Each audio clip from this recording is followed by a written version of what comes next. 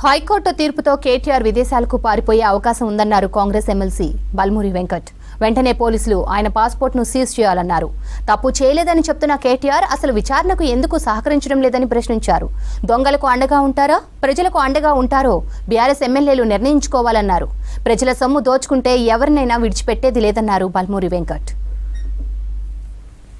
ఒక శాసనసభ్యుడు BRS party working president డ్రామారావు గత కొద్ది రోజులుగా విచిత్రమైన నాటకాలు, విచిత్రమైన డ్రామాలు, సినీ పరిశ్రమలో కూడా ఇంత మంచిగా యాక్టింగ్ ఎరిగిన ఒక వ్యక్తిగా డ్రామాలు ఆడుతుండు కేటీఆర్ రామారావు గారు.